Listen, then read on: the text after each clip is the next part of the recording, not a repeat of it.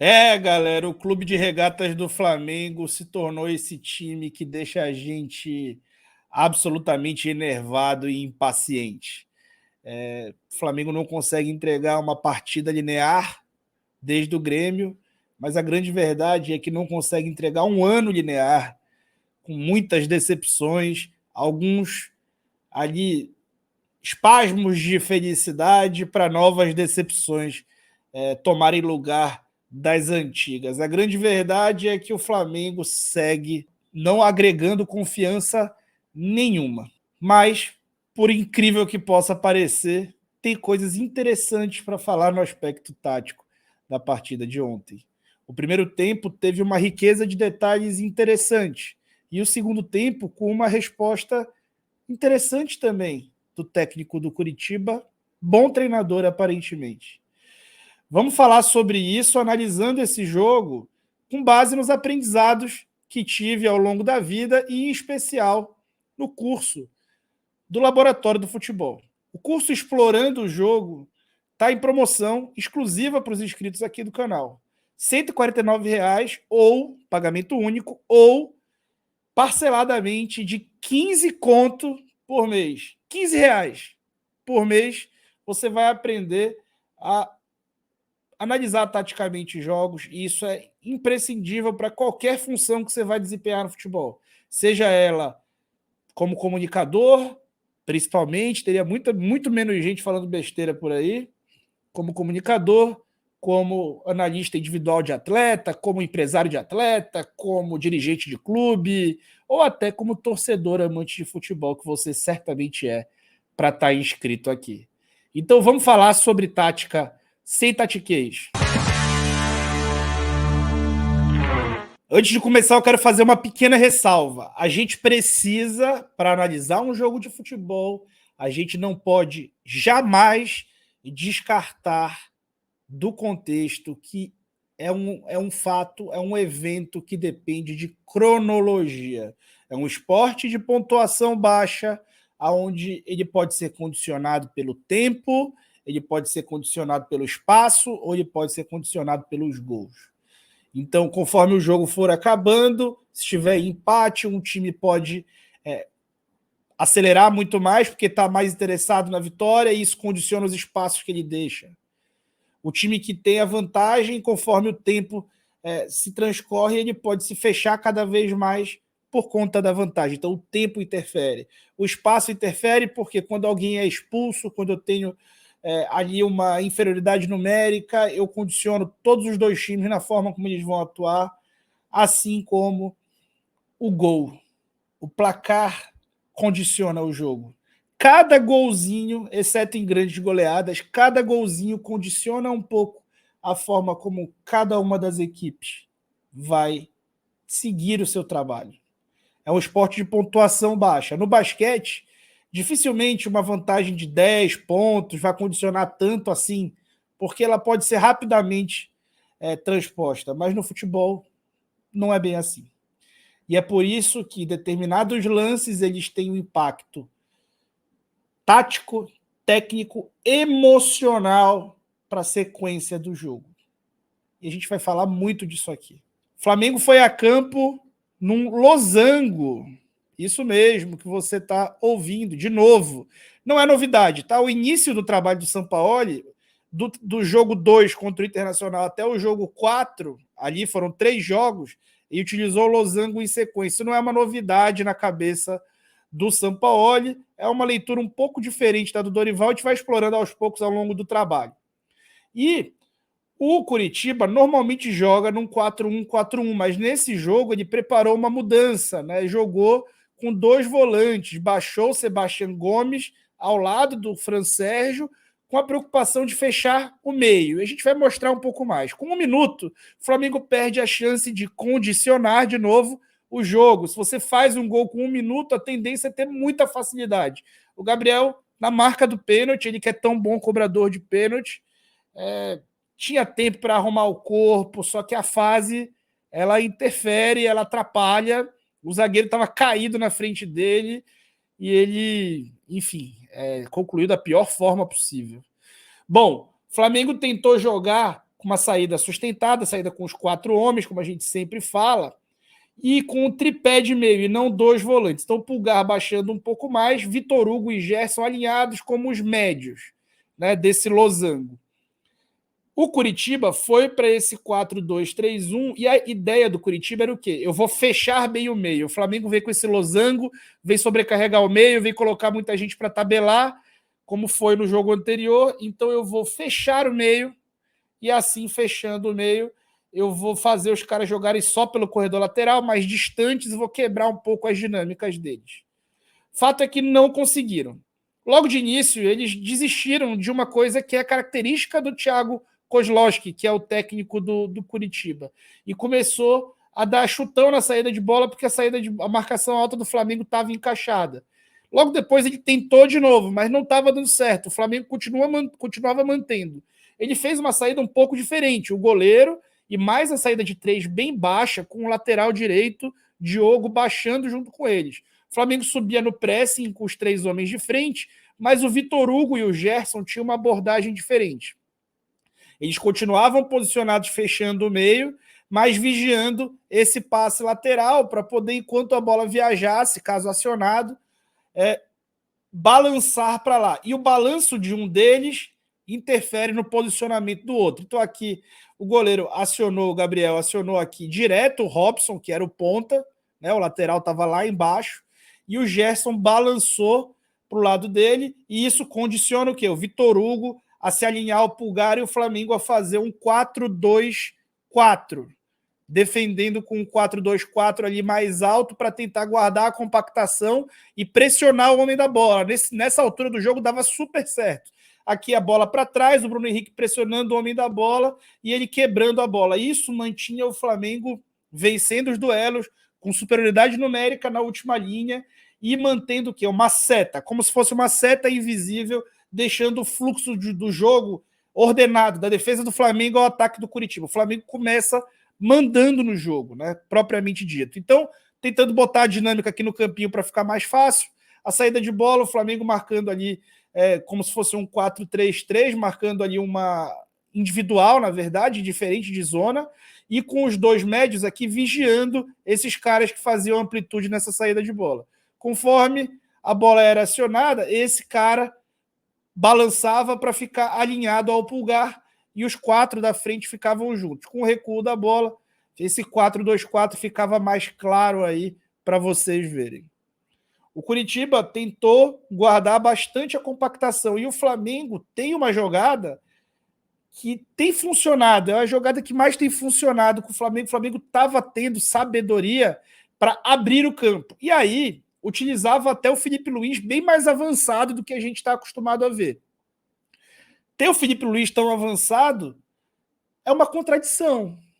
Você tem o Ayrton Lucas, se você pode trabalhar com um lateral avançado, você pode instruir o Ayrton Lucas a executar determinadas tarefas um pouco menos ofensivas do que ele normalmente faz, mas você pode ter ele em campo, ele vai ter tanto essa capacidade de atacar espaço bem melhor, como ele vai ter também uma recuperação para defender as costas muito melhor do que a do Felipe.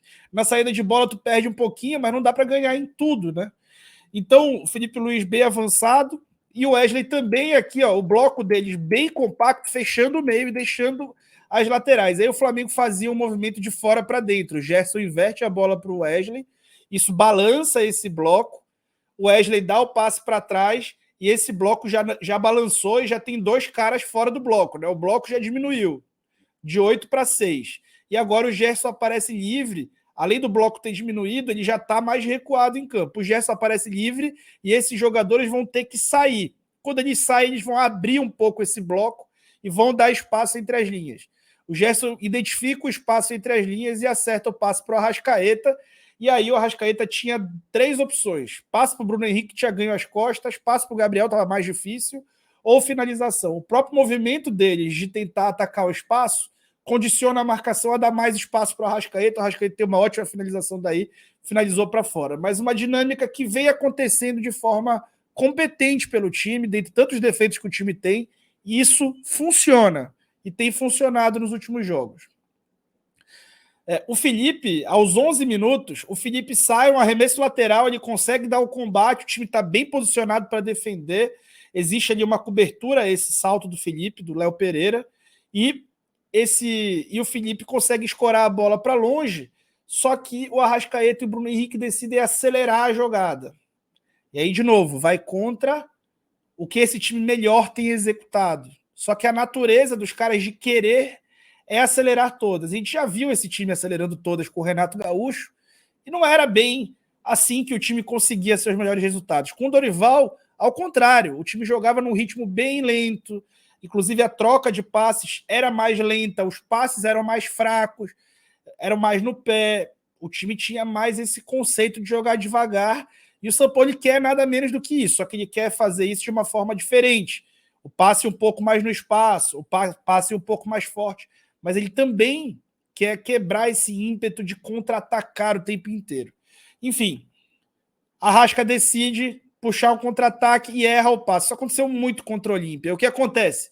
Esses 3 caras estão avançados e estão descompactos do resto do time. Tem 4 jogadores do Curitiba entre as linhas que estão um latifúndio porque você acabou de perder a bola quando estava tentando iniciar um contra-ataque. A bola é acionada exatamente ali e o Robson já tenta atacar as costas do Felipe. Percebam como está todo mundo alinhado, a linha de impedimento está bem feita e o lançamento vai sair para o Robson. A cobertura do Léo Pereira existia. O Léo Pereira estava ali para fazer a cobertura do Felipe Luiz. Só que o Felipe parecia tão absoluto no lance que ninguém assim esperava que isso fosse sair uma perda de uma disputa. O Felipe, na verdade, ele que desvia a bola e não tem quem tenha me convencido até agora de que isso foi um pênalti bem marcado. Eu já vi que até os próprios flamenguistas estão dizendo que foi pênalti e esse aqui não é um canal para falar de arbitragem, mas eu achei que quem tocou a bola foi o Felipe. Eu não consegui ver pênalti até agora. Enfim, Felipe acabou cometendo esse pênalti, administrando um pouco mal esse espaço às costas, mas eu acho que o problema é a escalação do Felipe. Se você vai ter esse lateral e vai ter que usar ele para se deslocar, ele não tem de justificado nas suas atuações. O Ayrton foi mal contra o São Paulo, tudo bem, mas o Felipe tem ido mal também. A gente vai já voltar para a análise e queria te pedir para se inscrever no canal e deixar o like. A gente tem quase 50 mil lá no Twitter e aqui só 31. Queria bater 50 mil até o fim do ano. Se inscreve no canal, deixa o like para que mais gente veja esse vídeo e possa se inscrever também. E aí saiu o gol, né, do Curitiba e logo em seguida o Fabrício Bruno dá um passe coisa linda, com a parte de fora do pé. A atuação dele poderia ficar marcada por isso. Dá um passe com a parte de fora do pé para um pênalti, esse sim, é corretamente marcado e convertido de uma maneira diferente pelo Gabriel. Gente, futebol é confiança, atacante sem confiança é a pior coisa que existe para ele próprio e para o time. O Gabriel vinha de perder mais pênaltis do que normalmente perde na carreira, era um cara quase invicto de perder pênalti, esse ano perdeu alguns, e ele bateu diferente. Vocês repararam como ele dá uma batida forte, a meia altura, sem aquela parada dele, sem aquele ajuste de passada que ele normalmente faz? Pois é, isso indica que há uma falta de confiança, há uma confiança que precisa ser reconstruída, e até a cobrança de pênalti é um indício disso, e é preocupante, né? O atacante mais, talvez, de mais gols emblemáticos do Flamengo desde 2019, está nesse nível técnico e de confiança. Aos 28, o Bruno Henrique ataca as costas ali, o Felipe acha um ótimo passe para ele e ele aciona o Gabriel. O gol, gente, é mágico para um atacante. O anímico do atacante muda completamente depois de um gol. Pouco tempo após o gol, o Gabriel pega esse chute de um contexto muito mais difícil do que aquele primeiro a 1 minuto. Ele acerta a trave numa linda finalização que, se tivesse entrado, talvez mudasse totalmente a chave dele. E o Flamengo precisa muito que essa chave dele vire, né? Em seguida, o Wesley recebe essa bola da trave, né? E podia pensar em alguma outra solução, mas eu entendo ele, tentou encher o pé, estava confiante, acabou quase que furando em bola aí. Mais uma chance clara de gol que o Flamengo perde.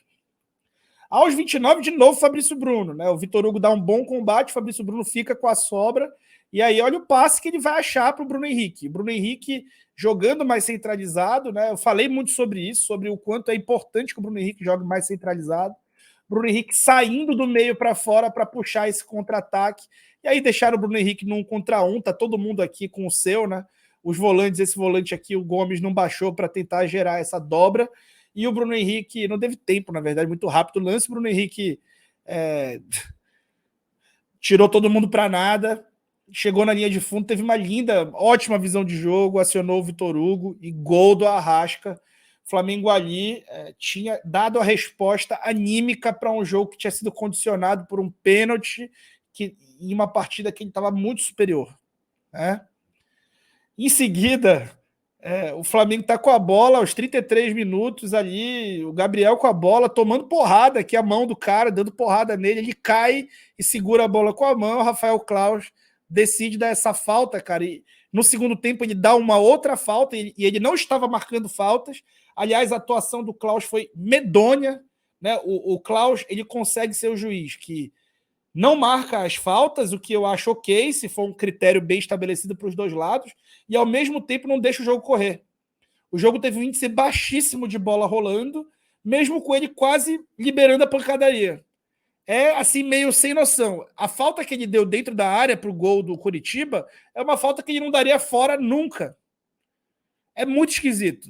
Enfim, deu essa falta do Gabriel aí, e já falei muitas vezes para vocês, né? Bola parada defensiva hoje no futebol, quase todos os times marcam com todo mundo dentro da área, e isso condiciona a segunda bola, condiciona o time a ser pressionado. A segunda bola desse lance tem o time inteiro tentando sair, justamente porque ela foi para frente da área, e aí o Diogo dá um ótimo passe, achando o Marcelino, né? O Marcelino Moreno, e vejam como tá todo mundo concentrado em uma zona, e o Marcelino Moreno com todo o espaço do mundo para pensar e fazer uma jogada. Ele é bom jogador, fez um lindo cruzamento para uma defesaça do Matheus Cunha, que estava com a visão obstruída, fez um verdadeiro milagre, baita defesa do goleiro rubro-negro. Depois o Flamengo ainda teve essa chance claríssima no escanteio, várias finalizações de dentro da área, e a bola não entrou. E aí, aos 42, teve um contragolpe. Esse contragolpe teve erro, gente. O Flamengo consegue acionar o Arrascaeta depois de um escanteio, consegue acionar o Gabriel em 2 contra 1. Gabriel e Bruno Henrique em 2 contra 1 contra a defesa do Coritiba. E aí, gente, é o seguinte. Quando você tem um contra-ataque assim, você precisa fazer assim. Gente, isso é matemática, isso é física.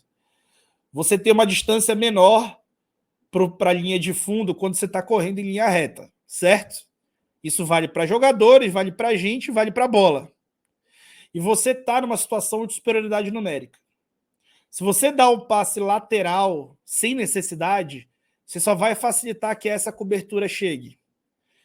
O certo nessa situação é você temporizar o passe. O passe pode ser temporizado por proximidade e por orientação corporal. Aqui o Gabriel acerta o passe na orientação corporal, né? O jogador está virado ali para olhar a bola e não o Bruno, e ele passa nessa hora. Só que ele erra a hora de dar o passe. Ele tinha que avançar muito mais com a bola antes de dar o passe. Dessa forma, o que acontece? Ele não entrega tempo suficiente para o Bruno ir mais livre para finalizar, e o Bruno é obrigado a finalizar de fora da área. Até para o Bruno devolver essa bola, de repente seria possível. Só que o passe acabou sendo lateral, ele acaba demorando mais do que uma linha reta, e essa cobertura chegou, e aí com essa cobertura chegando, fica muito mais difícil dele devolver essa bola no Gabriel, porque já existia ali, digamos, uma barreira para poder interceptar essa bola. Então o Flamengo desperdiçou um contra-ataque que, em tempos de boa fase de Gabriel, isso nunca seria desperdiçado. Nunca. Nunca. O que é preocupante. Aí, primeiro tempo ótimo, termina, o Flamengo jogou muito bem, todo mundo, pô, agora vai, São Paulo achou o time, o Losango, eu falei que era o Losango, viva Dorival Júnior. Aí, com 29 segundos do segundo tempo, assim, tem um desvio no Wesley, gente, mas o Wesley está a uma distância enorme do Fabrício e nada justifica a pichotada do Fabrício com uma superioridade numérica dentro da área, ele é absoluto no lance. Nada justifica a pichotada dele para o gol, né, do Coritiba. E aí, gente, voltando. O jogo precisa ser analisado de forma cronológica. e precisa entender o que pode condicionar o jogo. Eu já te dei toda a base lá no início do jogo. Fato é que esse lance, no início do vídeo, né? Fato é que esse lance condiciona o jogo. E ao condicionar o jogo, você tem ali o mental de novo e uma mudança tática do Curitiba também condicionando a partida. Curitiba, no intervalo, fez 2 substituições. Saíram Fran Sérgio e Diogo e entraram Matheus Bianchi e Natanael. Se você assistiu o pré-jogo, pouca gente assistiu, só 2.000 visualizações. Se você assistiu o pré-jogo, você viu que ele foi todo sobre esse jogador. Ele é um cara forte, que joga na linha de meio, agressivo, com bola de desafogo do time. Ele entrar mudou a forma como o Curitiba jogava, mudou até taticamente para um 4-1-4-1. E esse 4-1-4-1 com ele, ele acabava saindo de uma linha de meio para um segundo atacante com muita força por dentro. Então pressionou muito o homem da bola, logo no primeiro minuto se lesionou, depois tomou cartão amarelo, mas ele dificultou muito a vida dos portadores de bola dos jogadores do Flamengo. Além disso, essa segunda linha de... E existia uma regra de ação. Quando ele saía, o Gomes, que estava aqui mais baixo, entrava e o time fazia essas 2 linhas de 4. E aí, o Curitiba continuou fazendo uma marcação para fechar o meio, fechar a linha de passe por dentro, mas ele fez isso com 4 homens. Ele não fez aquilo tentando fazer uma zona de guerra no meio, como no primeiro tempo, mas sim tentando gerar interceptações, e o Flamengo não conseguia progredir. Não conseguia progredir, errando muito passe, perdendo muita bola, ficando muito nessa linha. E essa linha muito compacta subia e foi ganhando confiança, e o Flamengo foi errando passe, perdendo bola, especialmente perdendo bola, e eles foram aumentando a confiança e gerando mais e mais dificuldade para um segundo tempo que inexistiu. Gente, esse foi o 3-2 mais feio que eu já vi na vida. Disparadamente. Quando a gente vai olhar os desarmes, a gente vê que o Curitiba, aqui embaixo, esse eixo de baixo, fala os tempos, então dos 0 aos 15, 0 desarmes, dos 15 aos 30, 1 desarme, dos 30 aos 45, 1 desarme, dos 45 aos 60, 6 desarmes do Curitiba, dos 60 aos 75, 3 desarmes certos e 1 errado, e dos 75 aos 90, 4 desarmes certos e 1 errado. Encontra um Flamengo que praticamente não desarmou. Vejam como isso está condicionado pela posse de bola. Mais ou menos, né, gente? No primeiro tempo, o Flamengo mandou no jogo e eles empataram em desarme. O Flamengo, no segundo tempo, não ganhou, assim, ganhou pouquíssimos duelos contra adversários diretos. O jogo, especialmente quando os times se espelham na tática, ou mais ou menos se espelham, ele é sobre, sim, vitórias ao adversário direto. Então, se eu sou a Arrascaeta, meu marcador é o Fran Sérgio, eu recebo a bola, o Fran Sérgio está me marcando, eu tenho que superar o Fran Sérgio. Se eu for desarmado pelo Fran Sérgio, eu estou perdendo meu duelo direto. Entenderam essa ideia de duelo direto? Perdas de posse de bola. Vejam aqui, o Flamengo no primeiro tempo inteiro perdeu 9 vezes a bola. E só entre os 75 e os 90 perdeu 11 vezes a bola. Entre os 60 e os 75, 7 vezes a bola.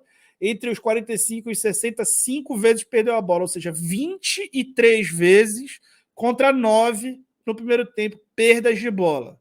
Time que se agoniou, foi ficando nervoso, foi perdendo a cabeça, foi jogando conforme não deveria, foi acelerando e foi ficando preso. Enquanto isso, o Curitiba, ao contrário, foi ganhando confiança, foi chegando mais perto e até, assim, pelo que houve no segundo tempo, até merecia a vitória.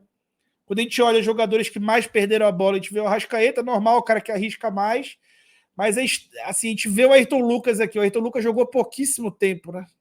Pouquíssimo tempo, e já também, assim, a gente acha injusto o Felipe jogar, mas o Ayrton também não está se ajudando, né? Também não está se ajudando.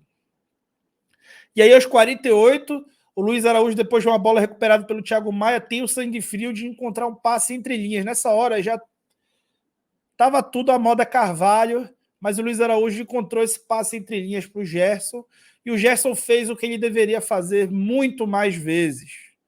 Finalizou, ele tem um ótimo chute de fora, só que ele pouco arrisca. No Olympique, ele chutava bastante de fora.